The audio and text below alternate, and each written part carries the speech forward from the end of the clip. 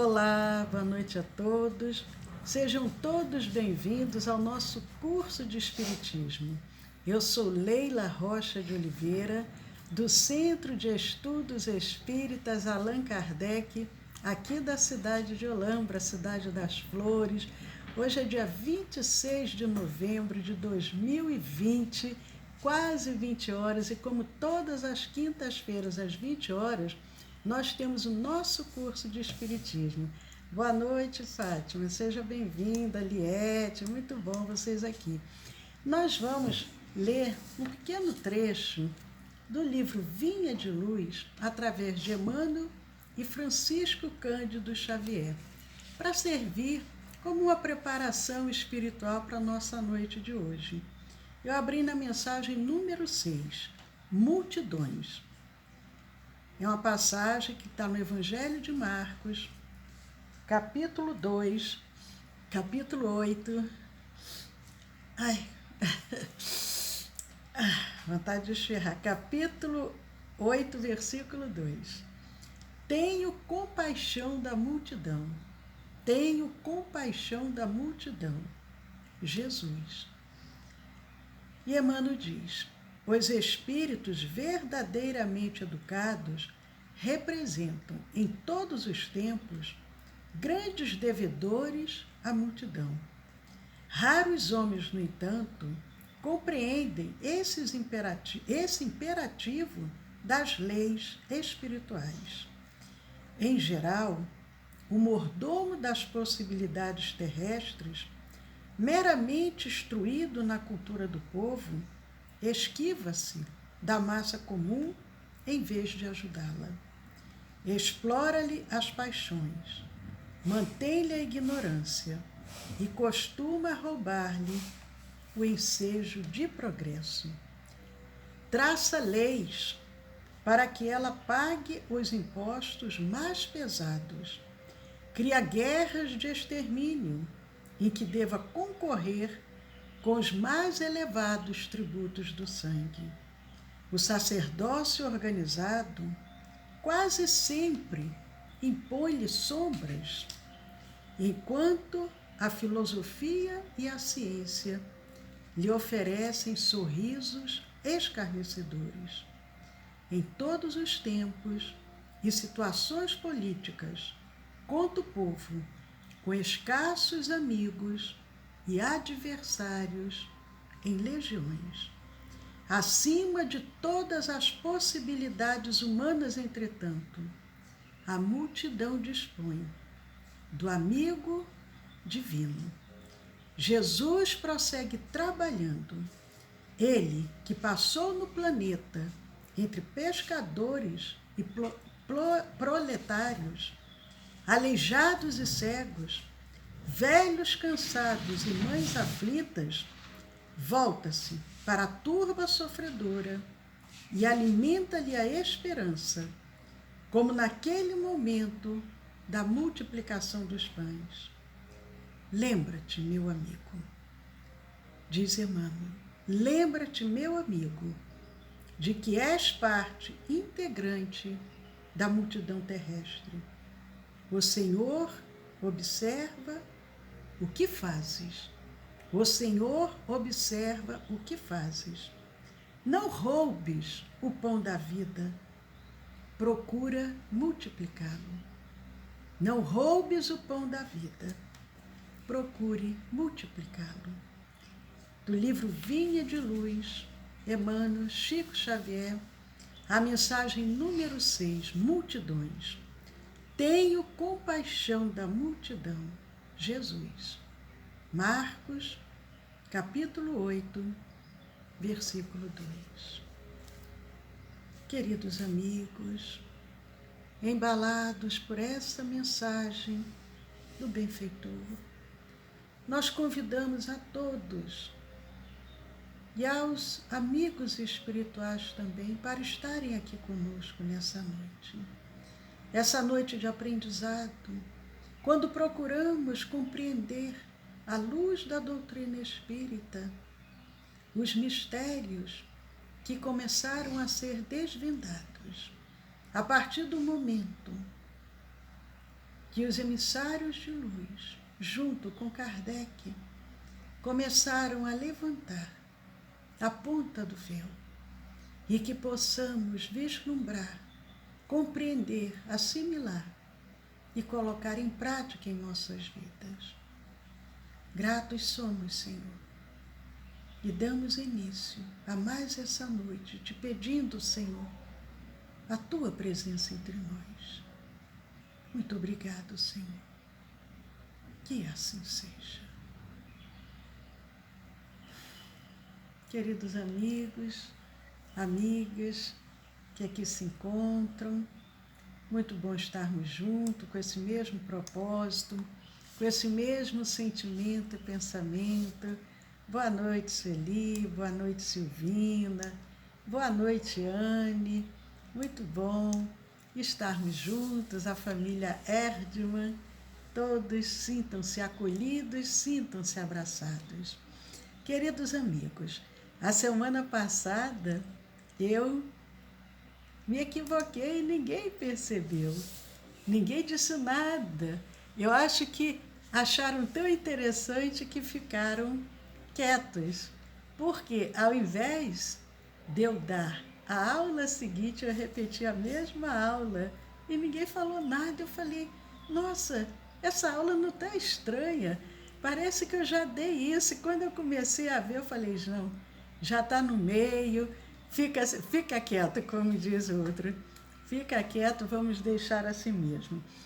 Queridos amigos e amigas, vamos voltar ao início do ano. É como se nós estivéssemos hoje no dia 19 de fevereiro de 2020, porque nós vamos gravar a nossa terceira aula para que todo o nosso curso fique lá na nossa playlist do nosso canal do YouTube, que é o Centro de Estudos Espíritas Allan Kardec, aqui de Olambra. Então, para todos os efeitos, hoje é 19 de fevereiro, nós estamos estudando o estudo sistematizado da doutrina espírita, a apostila da Federação Espírita Brasileira, que é o tomo 1, essa apostila aqui que a gente tem utilizado para os nossos estudos, e nós vamos ver hoje o módulo 1, o roteiro 3, a introdução ao estudo do Espiritismo, e o objetivo é propiciar conhecimentos gerais sobre a doutrina espírita.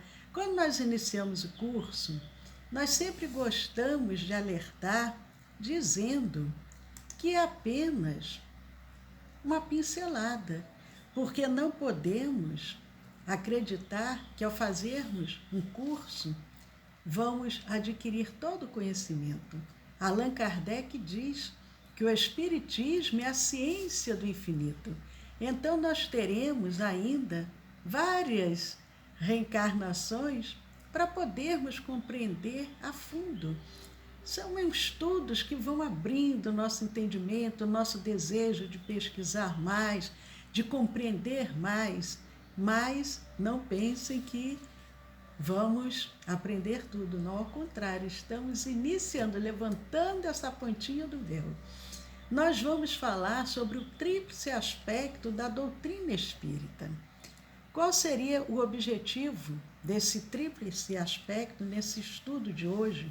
Identificar os aspectos científico, filosófico e religioso do Espiritismo. A doutrina espírita, o Espiritismo, ele tem esse tríplice aspecto: a religião, a filosofia e a ciência. Em geral, a religião é somente uma religião, o Espiritismo não. Ele tem um aspecto tríplice, porque ele compreende essas três vertentes: a ciência, a filosofia e a religião. As técnicas de investigação que foram utilizadas por Kardec para poder compreender aqueles fenômenos que estavam surgindo e que as pessoas não compreendiam, as técnicas que ele utilizou foram utilizadas para comprovar a veracidade dos fenômenos espíritas. Nesse aspecto entra aí o quê? O aspecto da ciência. Kardec ele utilizava o mesmo método que a ciência se utiliza para poder compreender. Então, quando eu utilizava as técnicas de investigação, ali estava o aspecto científico do Espiritismo. Como que ele utilizava a parte da filosofia? Com base na revelação dos resultados, as verdades. Ele observava, analisava, deduzia, concluía, ali ele tirava conceitos, uma verdade.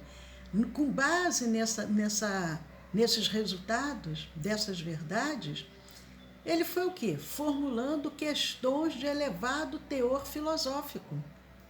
Não simplesmente interessava compreender a parte científica, mas e aí? Dessa parte, o que nós podemos tirar de cunho filosófico? E aí vem a filosofia. Mas também tem o terceiro aspecto, que é o aspecto religioso. Verificou-se que a aplicação daquelas verdades, elas podem ser utilizadas na transformação moral do homem. E aí vem a religião. Nós vemos o primeiro livro, que é o Livro dos Espíritos, foi publicado em 1857. Depois veio o Livro dos Médios, em 1861. O Evangelho foi em 1864, 7 anos depois. Kardec fazendo todo esse caminho, toda essa trajetória para poder trazer esse conhecimento. E ali ele percebeu o aspecto científico, o aspecto religioso, filosófico, melhor dizendo, aquelas verdades, e ali. Como que eu posso utilizar essas verdades para a transformação moral do homem? Não interessa simplesmente saber. O homem pode se comunicar com os espíritos. O espírito é imortal. O espírito tem várias vidas, várias existências. Não. O que vai servir para a transformação moral do homem, a transformação moral da humanidade? A ciência, ela estuda. A filosofia esclarece, mas quem sublima é a religião. É um tríplice aspecto: ciência, filosofia e religião. A ciência e a filosofia se ligam ao conhecimento, e a ciência e a filosofia, quando se ligam à religião, é a ligação moral. A religião sublima. Mas, no aspecto científico, o Espiritismo, ele demonstra a existência da alma. Seria uma das possibilidades que Kardec visualizou ali, vislumbrou, é o quê? A alma, ela é imortal, ela existe. A existência, primeiro, ela existe, é fato. Não é apenas o corpo. Existe algo além do corpo físico, a alma. A existência dela, mas além disso, ela é imortal. Então foram dois aspectos que ele percebe ali. E aí como que ele consegue concluir essas duas situações, principalmente através do intercâmbio mediúnico entre nós encarnados e os desencarnados. Ele fazia os estudos, aquelas reuniões experimentais, científicas, e ali ele foi concluindo isso. O aspecto científico do Espiritismo, ele desenvolve-se principalmente em duas obras, o Livro dos Médios e a Gênese. O Livro dos Médios foi publicado em janeiro de 1861 e a Gênese também no mês de janeiro, só que 7 anos depois, em 1868. A Gênese foi o 5º livro que dá esse alicerce, essa base da doutrina espírita. Agora, o Espiritismo como filosofia. No aspecto filosófico, O Espiritismo, ele preocupa-se com os problemas do homem, com as suas dúvidas, as suas questões, a sua condição de ser eterno, em busca da divindade, através dessas múltiplas existências físicas. Através da filosofia espírita, ele dá aquelas respostas. De onde vim? O que é que eu estou fazendo aqui? Para onde vou? Nós conseguimos essas respostas com o aspecto filosófico. E o aspecto filosófico, ele encontra-se abordado logo na primeira obra, que é o Livro dos Espíritos, que foi publicado em 18 de abril de 1857. Mas o Espiritismo como religião? Como religião, o Espiritismo se preocupa com as consequências morais, como nós falamos, as consequências morais do ensino científico e filosófico. E através da religião, dessas consequências morais, busca o quê? Busca, através da ética pregada por Jesus, os elementos que deverão nortear a conduta do homem rumo ao Criador. Nós sempre dizemos, o Espiritismo é o cristianismo redivivo. O Espiritismo, ele procura trazer os mesmos ensinos do início, aqueles mesmos ensinos que Jesus trouxe, sem nenhum dogma, sem nenhum ritual, sem nenhuma palavra decorada, nem cabalística. Ele procura trazer esses ensinos, essas consequências morais, nessa ética pregada por Jesus. Nós vemos no Evangelho, segundo o Espiritismo, Kardec seleciona a parte moral do Evangelho, do Novo Testamento, e ali ele comenta, e os espíritos benfeitores também trazem a sua instrução dos espíritos. Mas muitos às vezes ficam nessa dúvida, o Espiritismo é ou não é uma religião? Porque nós estamos habituados com aquela região tradicional, formal, aonde existe sacerdotes, existe uma casta, existe hierarquias, vestimentas, uma série de rituais. E o Espiritismo, nesse sentido, ele não tem nada disso. O Espiritismo, ele não é uma religião constituída tradicional, estruturada em bases, em rituais, sacramentos, dogmas, classes sacerdotais. Não. O aspecto religioso da doutrina espírita, ele é desenvolvido por Kardec no Evangelho segundo o Espiritismo e num livro que poucos conhecem, que é O Céu e o Inferno. O Evangelho foi publicado em abril de 1864, 7 anos após a primeira obra, que foi o Livro dos Espíritos, e logo no ano seguinte, agosto de 1865, Kardec traz O Céu e o Inferno, explicando que não existe céu nem inferno. Ele não está corroborando a existência do céu nem do inferno. É muito importante ler essa obra para compreender. Então, é correto dizer que o Espiritismo é uma religião? Como que Kardec se posicionou diante dessa pergunta?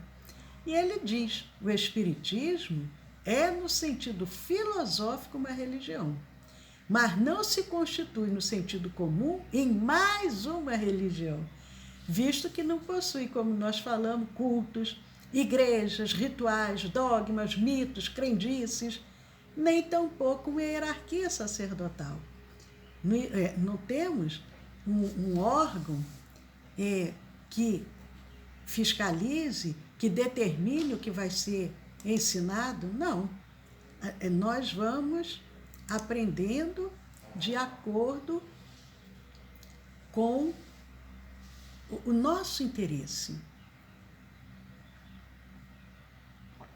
Em geral, porque há uma programação espiritual. Uma casa espírita, ela não é aberta por acaso, há toda uma programação espiritual prévia. Quando a gente reencarna, a gente já reencarna com esse compromisso. Muitos não querem assumir o compromisso, mas nada é por acaso.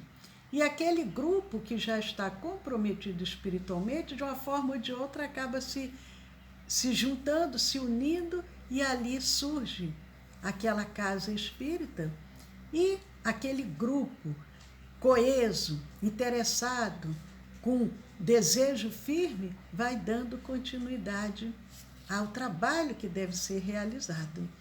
Mas, queridos amigos, nós agora vamos complementar trazendo o roteiro 4, que foi a aula dada no dia 4 de maio de 2020.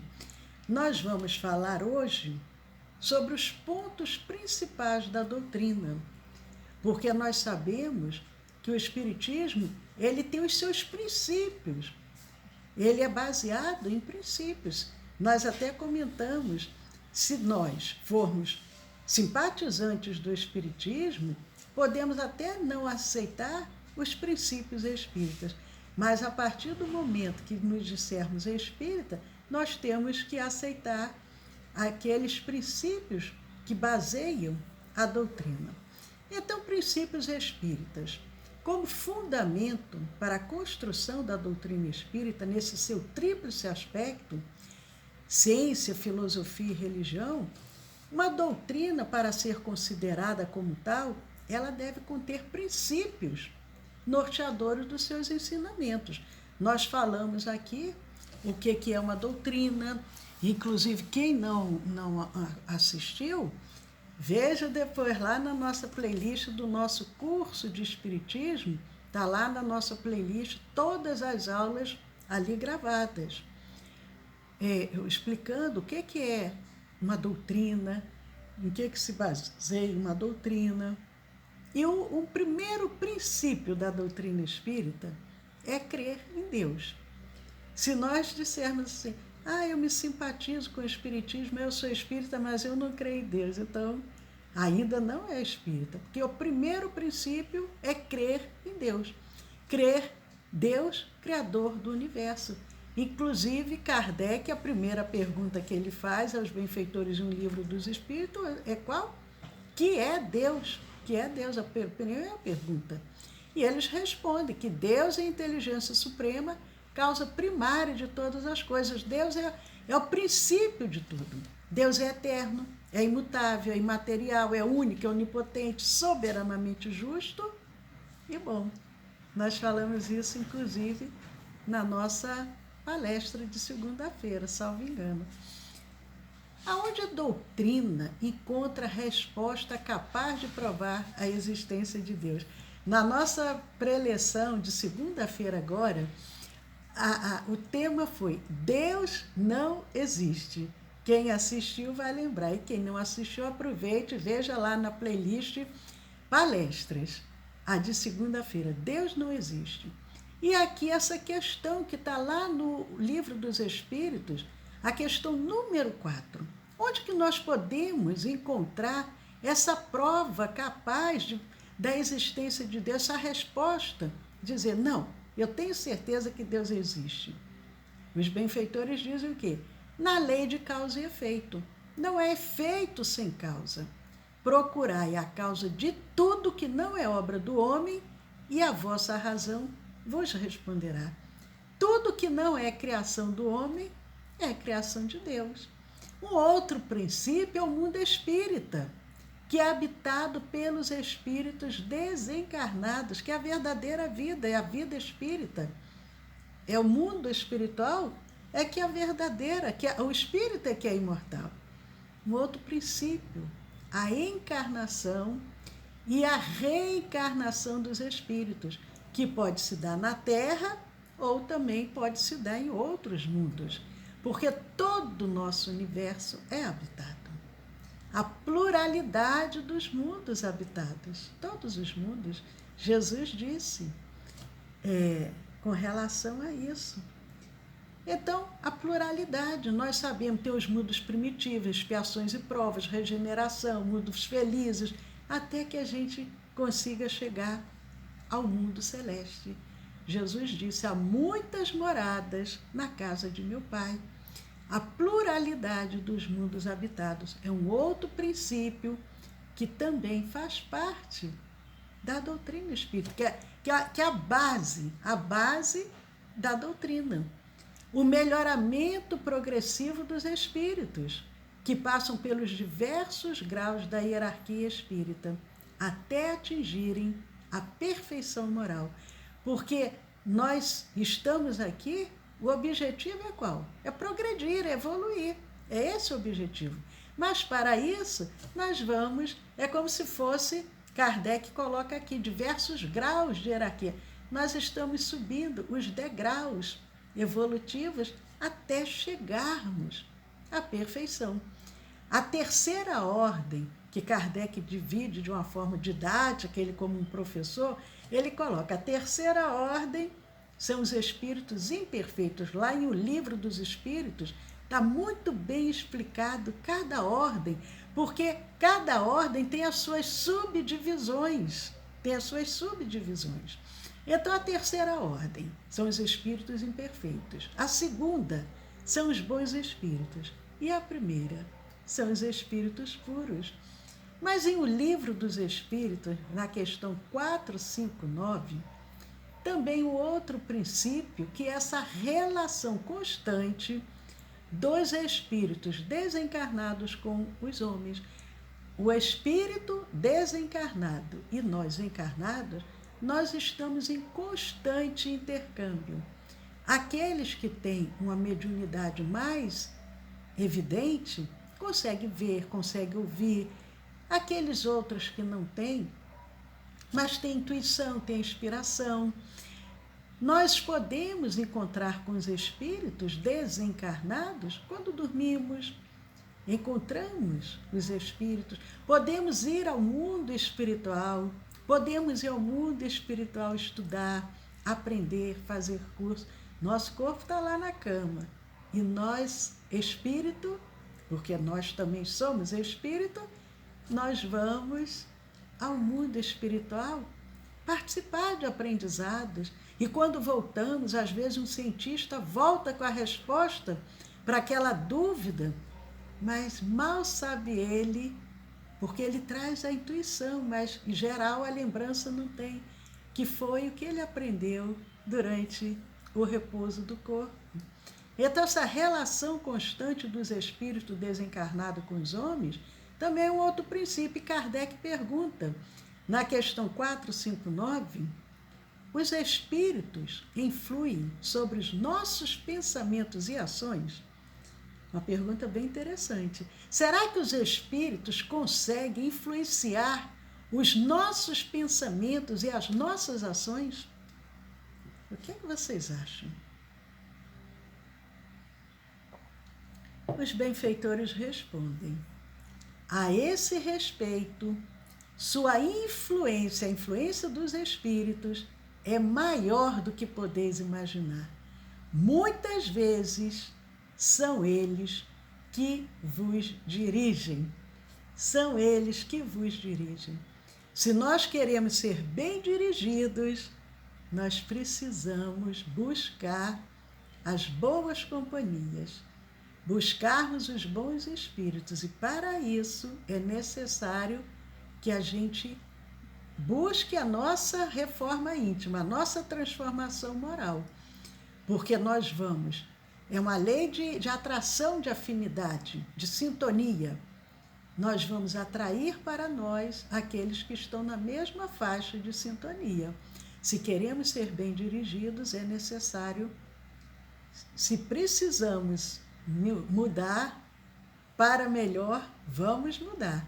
Agora, um outro princípio também importantíssimo é a existência do perispírito. O perispírito é o quê?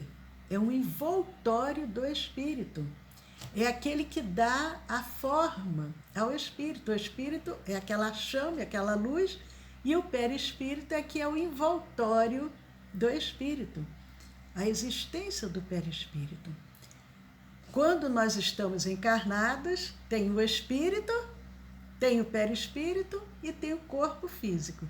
Quando nós desencarnamos, o corpo físico se afasta, né? Fica ali, e o espírito com o perispírito continua a sua jornada, porque o espírito é que é imortal.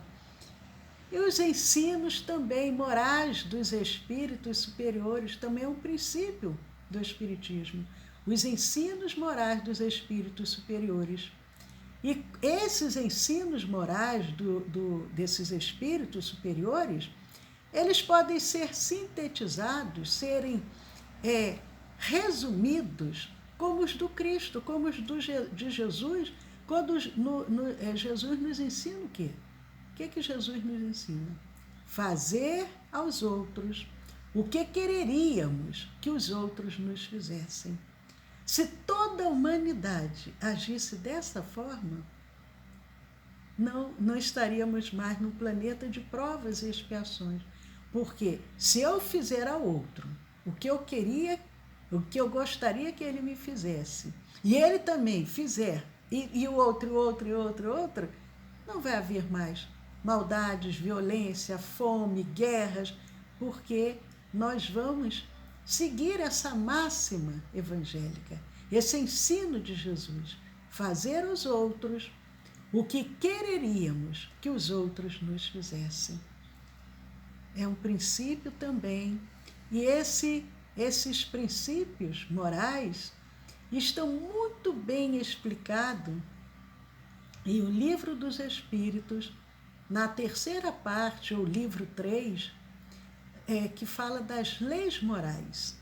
As leis morais estão ali muito bem explicadas.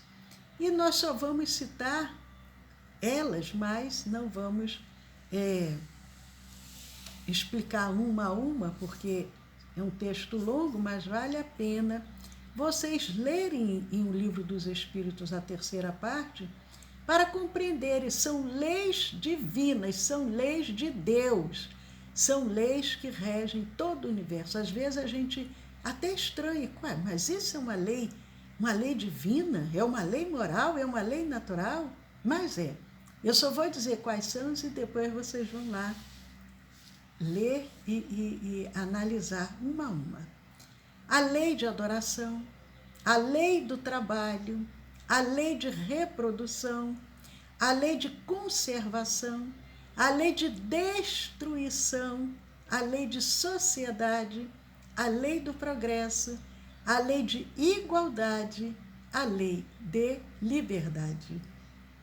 Queridos amigos, foi muito bom estarmos aqui juntos nessa quinta-feira, e a semana que vem nós estaremos de volta para concluirmos as nossas reflexões, os nossos aprendizados, desejando a todos uma ótima noite, que Jesus esteja sempre presente no coração e no lar de cada um de vocês.